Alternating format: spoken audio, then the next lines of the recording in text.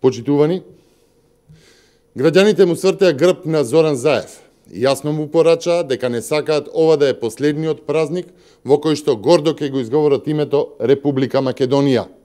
Тие му ставија до знаење дека сакаат името Македонија да им го остават и на идните поколенија. Затоа не му дојдоа на лицемерната прослава пред владата, чие име планира да го менува. Зоран Заев е најодговорен за тажната слика од празната прослава на најсветлиот ден од поновата македонска историја, денот на независноста, денот на сувереноста, денот на Република Македонија. Граѓаните ја испратија пораката. Зоран Заев не е достоен да организира прослава за 8 септември, додека ги продава придобивките од тој ден. Исто како и со журките за договорот, народот му го сврте грбот на Заев и не верува во неговите лаги. Почитувани, со договорот се бриша македонскиот идентитет. Со договорот Грција на меѓународен план сака Македонија сама да го редефинира македонецот. Во првиот дел на текстот под Д се вели: терминот Македонија и македонец го имаат значењето дадено во член 7 од овој договор. Што е тоа ако не редефинирање или дефинирање на еден народ според диктат на друга држава? Договорот прави разлика меѓу македонците. Уште поважно, македонците од двете страни на границата стануваат два неповрзани народа.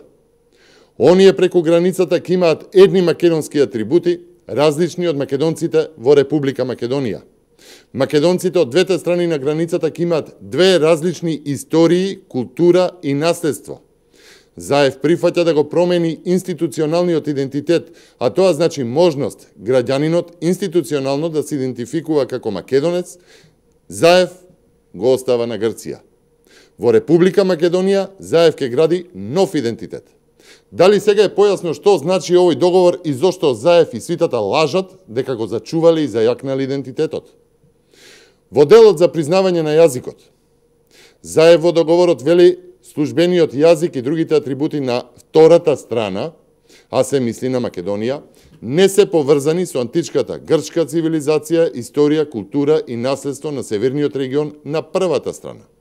Од тука, сите македонски дејци и творци кои потекнуваат од егејскиот дел се оставаат на Грција, а се отвара можност тие да бидат избришани од сите историски учебници и помагала во училиштата и воопшто литературата во Република Македонија, со оценка дека може да предизвикуваат иредентизам и ревизионизам.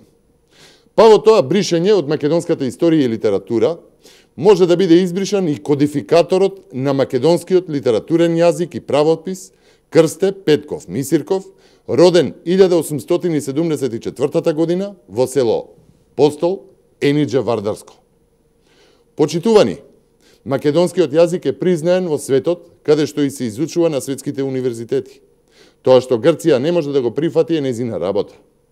При тоа, подсетуваме дека под притисок на меѓународната заедница, тогашната Лига на народи, во Грција 1925 година е издаден абецедар, буквар на македонскиот јазик за македонското малцинство во Грција, кој забрзо е забранет.